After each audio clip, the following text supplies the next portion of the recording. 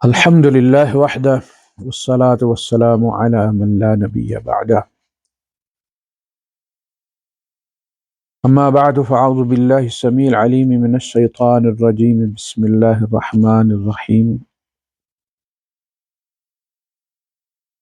سورہ طٰہٰ کا یہ ہمارا 8واں درس ہے اور موسیٰ علیہ السلام کا ذکر چل رہا ہے۔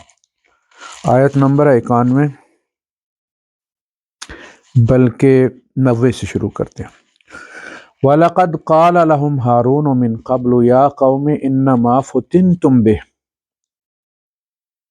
وَإِنَّ رَبَّكُمُ الرَّحْمَنُ فَاتَّبِعُونِي وَأَطِيعُوا أَمْرِي۔ اور تحقیق ہارون اس سے پہلے یعنی موسیٰ علیہ السلام کے واپس آنے سے پہلے جب انہوں نے یہ کام شروع کیا تھا تبھی ان سے کہہ چکا تھا کہ اے میری قوم انما فتنتم بہ، یہ جو تم نے بچڑا بنایا ہے اور جو بچڑے سے آواز نکل رہی ہے تو تم آزمائے جا رہے ہو، امتحان میں ڈالے جا رہے ہو کہ تم اللہ پر ایمان رکھتے ہو یا نہیں رکھتے۔ تو اس قسم کی چیزیں امتحان کے طور پہ آتی ہیں اور زندگی پوری ہی انسان کی جو ہے وہ امتحان ہے۔ وَنَبْلُوكُمْ بِالشَّرِّ وَالْخَيْرِ فتنہ، یہ فتنہ امیری غریبی حالات، اسی لیے جو زیادہ نیک ہوتے ہیں ان پہ زیادہ مصیبتیں آتی ہیں۔ جو جتنی زیادہ تعلیم حاصل کرتا چلا جاتا ہے اس کا امتحان زیادہ مشکل ہوتا چلا جاتا ہے۔ ہم لوگ تو KG1 KG2 پہ زندگی گزار کے جا رہے ہیں، اسی ڈر سے کہ آگے بڑھے، زیادہ عمل کرنا شروع کیا تو زیادہ پھر مشکل سوالات آنا شروع ہو جائیں گے، مشکل واقعات پیش آنا شروع ہو جائیں گے تو نیمے ہو کے نکل جائیں۔ لیکن جب نبی موجود ہو امت میں تو پھر امتحانات کا لیول یہی ہوتا ہے، پوسٹ گریجویشن سمجھ لیں آپ۔ وَإِنَّ رَبَّكُمُ الرَّحْمَنُ، اور بے شک تمہارا رب رحمان ہے، یہ بچڑا نہیں ہے۔ فَاتَّبِعُونِي، سو تم مجھے فالو کرو، میرا اتباع کرو، میرے پیچھے چلو، جس کی میں بندگی کر رہا ہوں اس کی کرو۔ وَأَطِيعُوا أَمْرِي، اور میرے احکامات کی اطاعت کرو۔ Do as I say۔ قَالُوا لَن نَّبْرَحَ عَلَيْهِ عَاكِفِينَ، کہنے لگے کہ ہم اپنا اعتکاف اس بچڑے پر جاری رکھیں گے۔ یہ اعتکاف بہت پرانی عبادت ہے جو ہمارے یہاں رمضان میں کیا جاتا ہے۔ یہ شروع سے موسیٰ علیہ السلام کے زمانے سے بھی پہلے کا چل رہا ہے، یوسف علیہ السلام کے زمانے میں بھی یہ موجود تھا۔ جب آپ دیکھیں سورہ الاعراف میں ہم جائیں گے اس کے بعد انشاءاللہ تو وہاں آپ پڑھیں گے، اور وہ آج سلسلہ آئے گا اس کا، کہ وَجَاوَزْنَا بِبَنِي إِسْرَائِيلَ الْبَحْرَ فَأَتَوْا عَلَىٰ قَوْمٍ يَعْكُفُونَ عَلَىٰ أَصْنَامٍ لَهُمْ، يَعْكُفُونَ عَلَىٰ أَصْنَامٍ لَهُمْ، اپنے بتوں پر اعتکاف کر کے بیٹھے، دھیان مراقبہ کر کے بیٹھے تھے۔ شروع سے ہم اسے مراقبہ عربی میں کہتے، اور دھیان لگانا، کنسنٹریٹ کرنا، تو وہ لوگ بیٹھے ہوتے اعتکاف کر کے اپنے بتوں پر۔ آج ہم اس کا ذکر کرتے ہیں آگے چل کے۔ حتی یرجع الینا موسیٰ، یہاں تک کہ موسیٰ پلٹ کر ہمارے پاس آ جائے، یعنی موسیٰ آ جائے۔ موسیٰ کو اگر رب مل گیا تو ہم سمجھیں گے کہ جی وہ ٹھیک ہے، رحمان تو دوسری جگہ تھے اور ہم نے یہاں کام کر، لیکن جب تک وہ نہیں آتے ہم یہ سمجھتے ہیں کہ موسیٰ بھی آ کے کی کریں گے، جیسا کہ پہلے دعویٰ کیا گیا تھا، ھذا الہکم و الہ موسیٰ فنسی، یہ تمہارا بھی الہ ہے اور موسیٰ کا بھی یہی الہ ہے، وہ بھٹک گیا ہے، بھول گیا ہے، وہ 10 دن اوپر ہو گئے تھے۔ اپنی جو بتا کے قوم کو گئے تھے.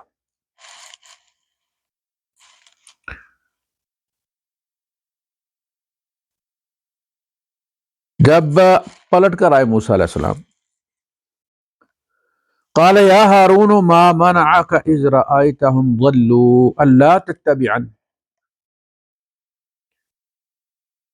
تو انہوں نے کہا کہ ہارون، جب تم نے دیکھا کہ یہ قوم بھٹک گئی ہے تو تجھے کس چیز نے روکا کہ تو مجھے فالو نہ کرے؟ یعنی تو اسی وقت میرے پیچھے آ جاتا اور مجھے آ کے بتاتا کہ پیچھے کیا کباڑا ہو گیا، اور میں رستے سے ہی واپس آ جاتا. افعصیت امری، کیا تو نے میرے احکامات کی خلاف ورزی کی ہے؟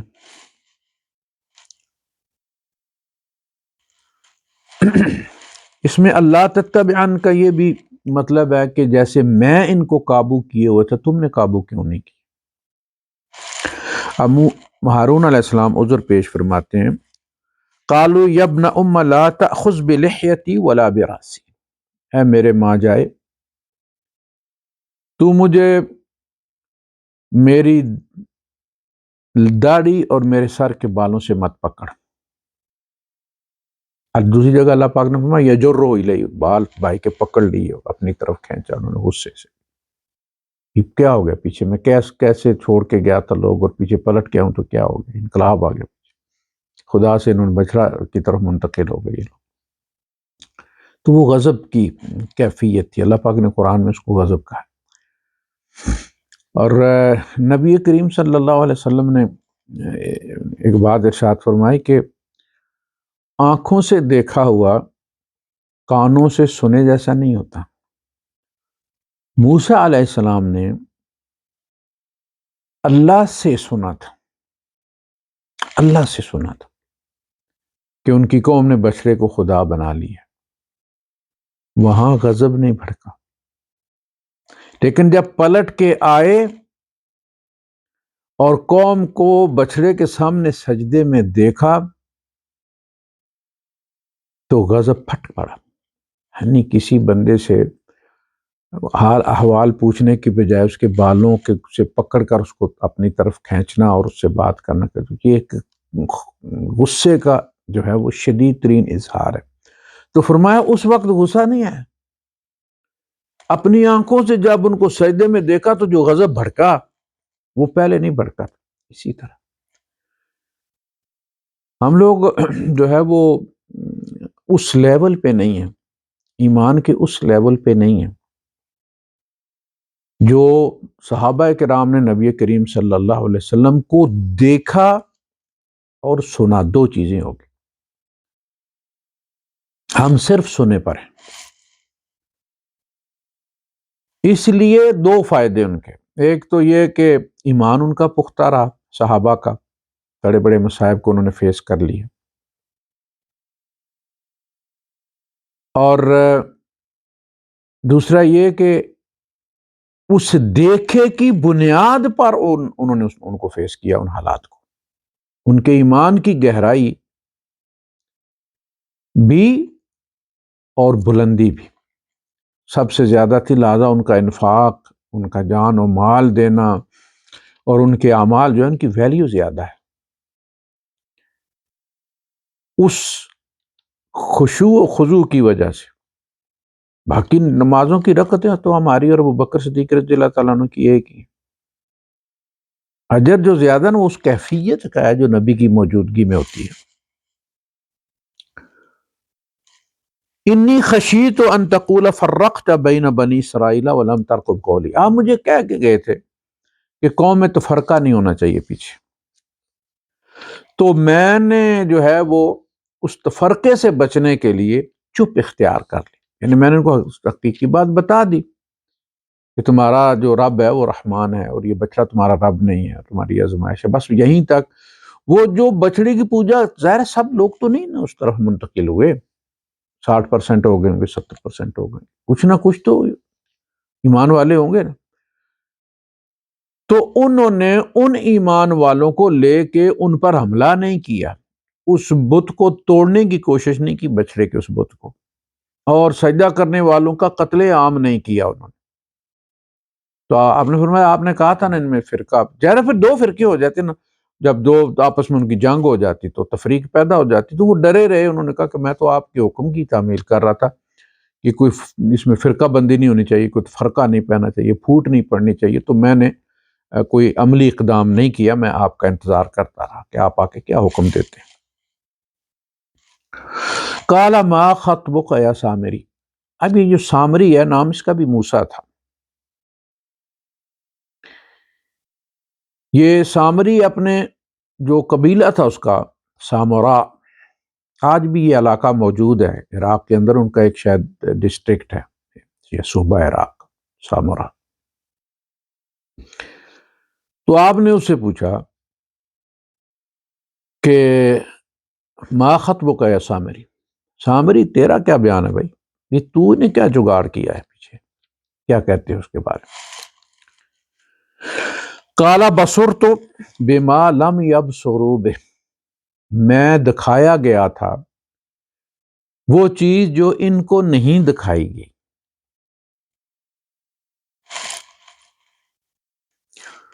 فقبضت قبضة من اثر الرسول،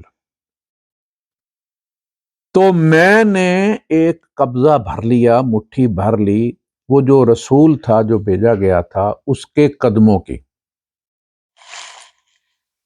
من اثر الرسول، آثار جس کو کہتے ہیں، ایک آدمی جب چل کے جاتا ہے تو وہ قدم جو ہوتے ہیں وہ اس کے آثار ہوتے ہیں، جو نشانات زمین پر ہوتے ہیں، آثار۔ فنبذتها، میں نے اس مٹھی کو جو وہاں سے بھری تھی اس کو اس بچڑے میں ڈال دیا، اس میں جان آ گئی۔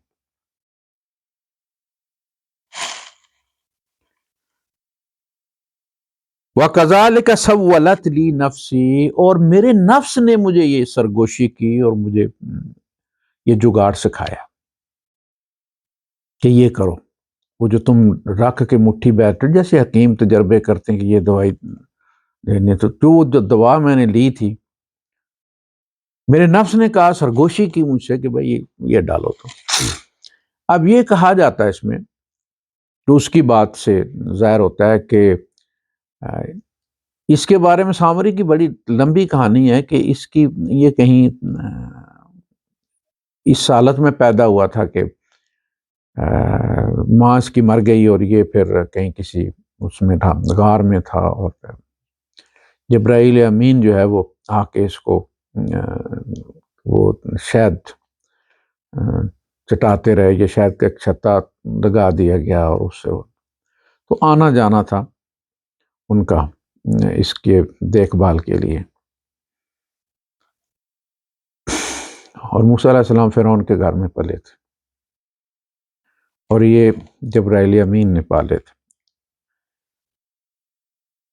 تو اس نے اپنی جو نفسانی قوتیں تھیں، وہ چونکہ غار میں ہی پلا بڑھا، تو اس نے یہ تصوف کی طرف مائل ہو گیا، اور ان سے وہ اپنی اس نے صلاحیتیں بڑھانا شروع کر دی۔ صوفی تھا۔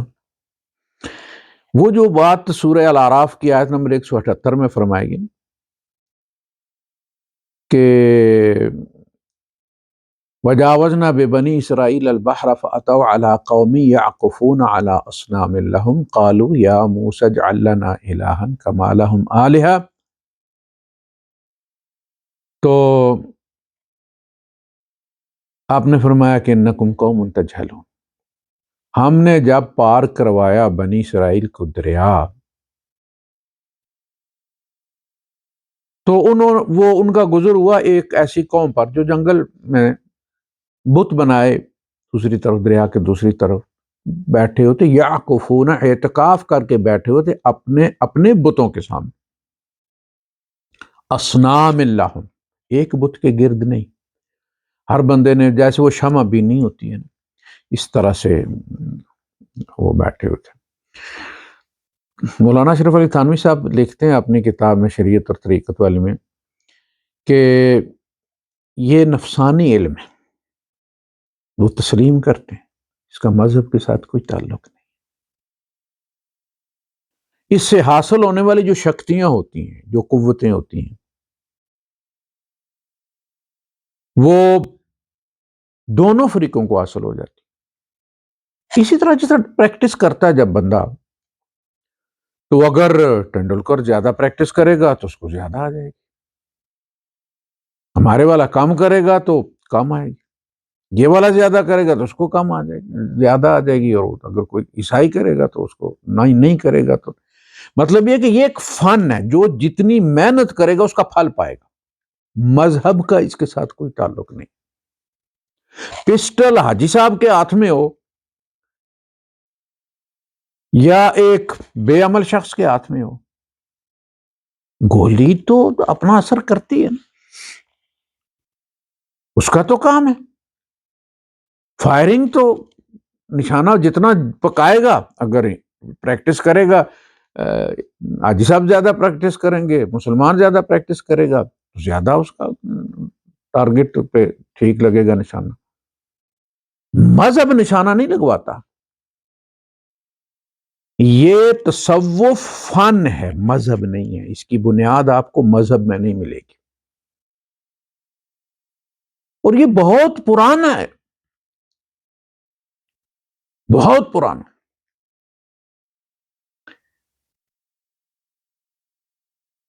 تو انہوں نے ظاہر ہے کوئی چیز ملتی ہے تو بندہ بیٹھتا ہے نا، نہ ملے کہ جی بڑا سکون ہے جی. ظاہر ہے آہستہ آہستہ آہستہ آپ جتنا پینیٹریٹ کرتے رہتے ہیں اپنے دماغ کے اندر، لوڈ شیڈنگ کرتے رہتے ہیں، یہ سوئچ بند کر، یہ سوئچ بند کر، یہ سوئچ بند کر، جتنی فائلیں آپ ڈیلیٹ کرتے ہیں اپنے لیپ ٹاپ سے، اتنا وہ زیادہ ایزی چلتا ہے. کوئک سروس ہوتی ہے، آپ کسی چیز کو کلک کرتے ہیں فوراً کھل جاتی ہے. جتنا لوڈ اس پر زیادہ ہوتا ہے وہ ایپس کھولنے میں، آپ کا موبائل ہے اسی طرح وہ دیر کرتا ہے، ہینگ ہو جاتا ہے.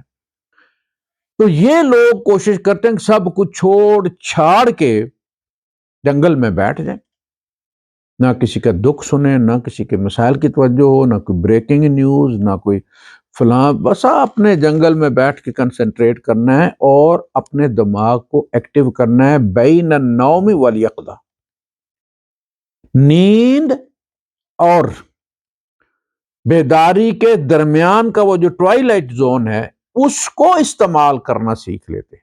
تو اشرف علی تھانوی صاحب لکھتے ہیں اس کا تعلق مذہب کے ساتھ نہیں ہے. ہمارے اسلاف یا بزرگ جو تھے وہ غیر مسلموں کو بھی بیعت کر لیتے تھے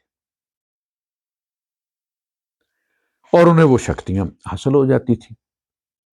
تو وہ یہ سمجھتے تھے، یعنی وہ جو غیر مسلم تھے جن کے وہ لطیفے جاری ہو جاتے تھے، تو وہ سمجھتے تھے کہ مذہب کو اس میں کوئی عمل دخل نہیں ہے، لہذا مذہب تو ہمارا ہندو ہی ہے.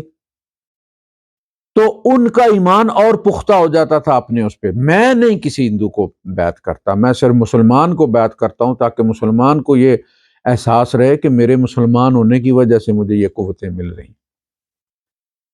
اور اگر ہندو کو بھی اتنی حاصل ہو جائیں گی یا اس سے زیادہ ہو جائیں گی تو ہمیں ایکسپوز آ جائیں گے کہ بھئی اس کا تو مذہب کے ساتھ تعلق ہی کوئی نہیں، وہ بندہ نماز ہی کوئی نہیں پڑھتا. ہمیں کہا جاتا فلاں ذکر کرو، فلاں ذکر کرو، فلاں ذکر کرو، فلاں. تو یہ اذکار کا تو اس کے ساتھ کوئی تعلق نہیں ہے، یہ تو کنسنٹریشن ہے. بلکہ وہ کیا کہتے ہیں کہ ہندو شاگرد زیادہ تیز ہوتے ہیں، وہ ہمارے وہ فرسٹ ڈویژن لے جاتے ہیں. کہتے ہیں کہ ہندو کا، چونکہ یہ نفسانی علم ہے، ارتکاز کا علم ہے، تو ہندو کا ارتکاز مسلم سے زیادہ ہوتا ہے. کیوں؟ اس لیے وہ کہتے ہیں کہ اس کا تو خدا اس کے سامنے بیٹھا ہوتا ہے، وہ تو بت پہ ارتکاز کر کے بیٹھا ہوتا ہے نا، جبکہ ہمارا خیال ہی ہوتا ہے. ہمیں تو خیال جمانا پڑتا ہے نا، یعنی اللہ موٹا سا لکھو اور اس کو تم دیکھتے رہو، اس کو دیکھتے رہو، دیکھتے رہو. پھر اس کے بعد آپ جس دیوار کی، یعنی آپ اگر اس کو 15 یا 20 دفعہ گننے یا 50 یا 60 دفعہ اس کی طرف دیکھ کر آپ گنتی کر کے اس کے آپ دیکھیں گے تو وہ آپ کو جس دیوار کی طرف دیکھیں گے وہاں آپ کو اللہ لکھا نظر آئے گا. آپ بھی تجربہ کر کے دیکھ لیجیے. تو وہ کہتے ہیں کہ چونکہ ہمارا خدا تو خیالی ہے، ہمیں بڑی کوشش کرنی پڑتی ہے اپنے اندر وہ جو نفس ہے جو ہر وقت ایکٹیو ہے اس کو پکڑ کے ایک جگہ رکھنے میں مسئلہ ہوتا ہے، چونکہ کوئی چیز سامنے نہیں ہے. ہندو کے سامنے جو ہے ایک شکل ہوتی ہے، وہ اس کو کنسنٹریٹ کر لیتا ہے اور لاک کر لیتا ہے، جیسا آپ کا جہاز حملہ کرنے سے پہلے لاک کر لیتا۔ اس کے لیے وہ کہتے ہیں کہ تصور شیخ ایجاد کیا گیا ہمارے یہاں، کہ اپنے شیخ کا تم تصور کرو۔ دیکھیں پھر بت پرستی کیسے شروع ہوتی، کہ تم کنسنٹریشن اپنے پیر کی اس میں تصور شیخ ایسے کہتے ہیں، تصوف کس طرح اس پہ کنسنٹریٹ کرو اور وہ ہو جاتا ہے، ایک تصویر بنا لیتے ہیں نا آپ، یہ ہوتی ہے کہانی۔ تو وہ اس کے ساتھ یہ ہوا، جبرائیل امین جب تشریف لائے فرعون کو غرق کرنے کے لیے، یعنی یہ اس کی ڈیٹیل بتائی جاتی ہے کس طرح کہ وہ گھوڑی پر آئے جبرائیل امین۔ تو فرعون کا جو گھوڑا تھا، فرعون دیکھیں نا بادشاہ تھا نا، ملک چلا رہا تھا، اتنا بھی وقوف تو نہیں تھا کہ اسے پتا ہے کہ یہ موسیٰ نے پھاڑا، یہ موسیٰ جوڑ سکتا ہے، یعنی پانی موسیٰ کے ڈنڈے نے پھاڑا نا، اس کے سامنے تو پھٹا ہے، تو اسے پتا ہے کہ بھائی میں یہ جوا کیوں کھیلوں، میں درمیان میں ہوں، اور موسیٰ پھر ڈنڈا مار دے اور پانی جڑ جائے تو کیا ہوگا ہمارا۔ وہ نہیں جانا چاہتا تھا۔ جبرائیل امین گھوڑی پر آئے، فرعون کا گھوڑا اس کے پیچھے لگ گیا گھوڑی کی۔ جب فرعون کا گھوڑا اتر گیا تو باقی ہم نے بھی اس کو آرڈر سمجھ لیا، اور وہ بھی پھر پیچھے اتر گئے، اور گھوڑا گھوڑے کے پیچھے جا رہا ہے۔ تو اس میں یہ بتا رہا ہے کہ میں نے یعنی وہ آثار اس کے دیکھے، اور اس کو نے یہ جو بیان کی جاتی ہے اس کے ساتھ تفصیل اس میں یہ ہے کہ جہاں جہاں جبرائیل امین کے گھوڑی کے پاؤں پڑتے تھے وہاں ایک دم سے گھاس اگ آتے تھے، جہاں جہاں ان کا پاؤں پڑتا جاتا تو گھوڑے کا تو وہ گھاس اگتی چلی جا رہی تھی۔ تو اس نے اس مٹی کی ایک مٹھی بھر لی کہ اس میں زندگی دینے کا اثر ہے، اس میں نباتات کی بھی زندگی ہوتی ہے نا، اور موت بھی ہوتی ہے۔ تو دیکھا وہ جہاں پاؤں پڑتا ہے زندگی مل جاتی ہے اس ریت کو، اس نے وہ مٹھی بھر لی کہ اوکھے سوکھے ویلے کام آئے گی، یہاں اس نے اس کو استعمال کی۔ فَقَبَضْتُ قَبْضَةً مِّنْ أَثَرِ الرَّسُولِ فَنَبَذْتُهَا، اور یہ فارمولہ مجھے میرے نفس نے سجایا، تو یار وہ جو تم نے اوکھے سوکھے ویلے کے لیے رکھی ہوئی ہے ذرا آزما اس کو یہاں۔ وَكَذَلِكَ سَوَّلَتْ لِي نَفْسِي، یہ جو ہے وہ اس طرح میرا دھیان میرے نفس نے نکلوا۔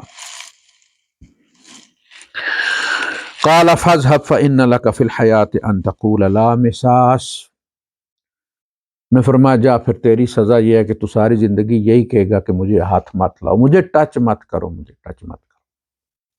کہتے ہیں کہ کوئی بندہ جب اس کو ہاتھ لگاتا تھا تو اس کو اسی طرح کرنٹ لگتا تھا جس طرح بجلی کا لگتا ہے، وہ چیختا تھا اور کہتا پھرتا تھا کہ وہ مجھے ہاتھ مت لگانا، دور سے کسی کو دیکھ کے کہتا ہاتھ مت لگانا، ہاتھ مت لگانا۔ جب بھی کوئی ہاتھ لگاتا تھا تو وہ کو تکلیف ہوتی۔ وَإِنَّ لَكَ مَوْعِدًا لَن تُخْلَفَهُ، اور تیری ایک اپوائنٹمنٹ ہے اس کے خلاف تو نہیں جا سکے گا، مطلب یہ ہے کہ جہنم تیرا ٹھکانہ ہے اور تو نے اس میں جانا ہی جانا۔ وَانظُرْ إِلَىٰ إِلَٰهِكَ، تو دیکھ اپنے ذرا الہ کا انجام دیکھ تو،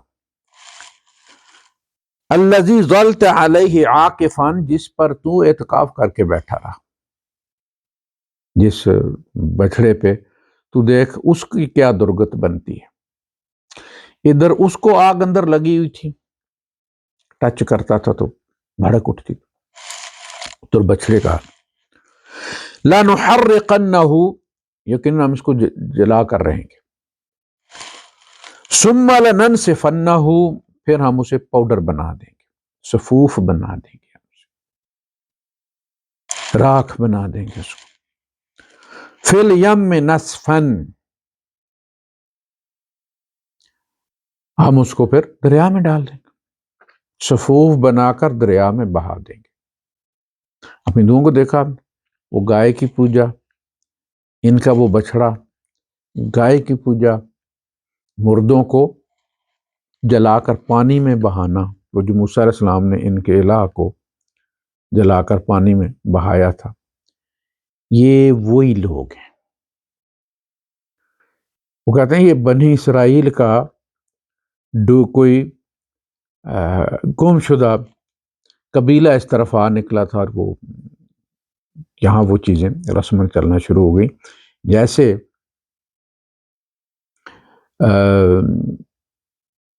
جو چیز کا دکھ ہوتا ہے اس کو مناتے ہیں پھر، تو وہ اس بچڑے کو جلانا اور پانی میں بہانا ان کے نزدیک وہ متبرک ایونٹ بن گیا، حالانکہ وہ افسوسناک ہونا چاہیے تھا. ہمارے یہاں دیکھیں، جب تشیع میں وہ دیکھتے ہیں مار پیٹ کرتے ہیں، اپنے آپ کو مارتے ہیں. کیوں؟ جنہوں نے یہ شروع کیا تھا کیوں شروع کیا تھا؟ پچھتاوا کہ بھائی ہم نے اس وقت پر کیوں مدد نہیں کی، ان کو اکیلا چھوڑ دیا. یہ وہ جو توابین تھے جو ان کی قبر مبارک پر آئے اور پھر آ کے انہوں نے وہاں توبہ کی اور معافی تلافی کی، اور اس کے پچھتاوے میں کفارے کے طور پر انہوں نے اپنے آپ کو مارنا شروع کیا تھا، چونکہ غلطی ان کی تھی. انہوں نے بلایا اور لا کے بیڑیوں میں اکیلا چھوڑ دیا امام حسین علیہ السلام کو. تو انہوں نے یہ پچھتاوے سے شروع کیا. اب یہ ایونٹ مذہب بن گیا. وہ مارنا تو ان کو چاہیے تھا نا، یعنی ان کو تھپڑ مارنے چاہیے تھے، ان کے سینہ کوٹنا چاہیے تھا، ان کی پیٹھ کوٹنی چاہیے تھی جنہوں نے مارا. اپنی شروع کر پھر اس کا باقاعدہ وہ اسی طرح کا خون اور اسی طرح کے جناح بنانا مصنوعی، اور وہ ایک دین ہی بن گیا باقاعدہ. ندوہ کے ایک صاحب سے کسی نے مسئلہ پوچھا، عالم تھے بہت بڑے. اس بندے نے پوچھا کہ وہ جو لوگ تعزیہ لے کر چلتے ہیں، شیعہ لوگ اس کی شبیہ بنا کے روزے کی، ان کی امام حسین علیہ السلام کے روزے کی شبیہ بنا کر اٹھا کے لے کے چلتے ہیں، تو اس کو اگر کوئی بندہ جلائے یا توڑ پھوڑ کرے تو کیسا ہے؟ انہوں نے کہا کہ عمل تو ان کا بدعت ہے، یہ کوئی مسنون عمل نہیں ہے، لیکن یہ کہ اس تعزیے کی جو ہے وہ بے حرمتی کرنا جائز نہیں ہے، چونکہ اس پر نام امام حسین علیہ السلام کا لگا ہوا ہے. بہت کچھ لکھا ہوتا ہے نا اس پہ، یا حسین یا عباس یا فلاں فلاں. اس بندے نے کہا کہ میں عالم نہیں ہوں، لیکن میں چونکہ تاجر ہوں تو میں جاتا رہتا ہوں، دیوبند میں آنا جانا رہتا ہے میرا، تو میں وہ جن کو آپ تانا دیتے ہیں کہ دھوتی باندھ کے استاد وہاں پڑھاتے ہیں، یعنی جنہیں لباس کی سلیقہ نہیں ہے، دھوتی باندھی ہوتی ہے اور وہ کلاس لے رہے ہوتے ہیں، اجڑ سمجھتے ہیں آپ جن کو، ان کے پاس میں صرف سلام دعا کے لیے جاتا ہوں، وہ تھوڑی دیر بیٹھ جاتا ہوں. میں نے ان سے جو سیکھا ہے اس کی بنیاد پر میں آپ کو اس کا جواب دیتا ہوں کہ وہ جو موسیٰ علیہ السلام نے جلایا تھا اس پر کس کا نام لگا ہوا تھا؟ کس کا لگا ہوا تھا؟ ھذا الہکم، یہ تمہارا الہ ہے، وَإِلَٰهُ موسیٰ، اور موسیٰ کا بھی یہی الہ ہے. انہوں نے اس پر الہ کا نام لگایا ہوا تھا. موسیٰ نے ان کو ان کے الہ کو جلایا.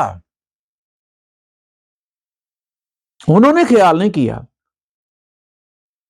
کہ الہ کی بے حرمتی ہو جائے گی جلانے سے، اس کو محفوظ کر لو، اس کو نہلایا دلایا کرو، اس کے اوپر کپڑے ڈالا کرو قیمتی، کیونکہ اب الہ کا نام لگ گیا تو الہ ہو گیا. اب الہ کا جو توقیر ہے اور اس کی جو عزت ہے اور احترام ہے وہ اب اس میں منتقل ہو گیا، تو تم نے الہ مان لیا اس کو، اسی لیے تو جلایا گیا کہ یہ قابل احترام نہیں، قابل نفرت چیز ہے. اور آپ کہتے ہیں چونکہ اس پہ امام حسین علیہ السلام کا نام انہوں نے لگا دیا شیعوں نے، کہ اب اس کو بے حرمتی جو ہے وہ دین کی بے حرمتی ہو جائے گی اور اہل بیت کی بے حرمتی ہو جائے گی. اہل بیت اس میں ہے کہاں؟ وآخر دعوانا الحمد للہ رب العالمین.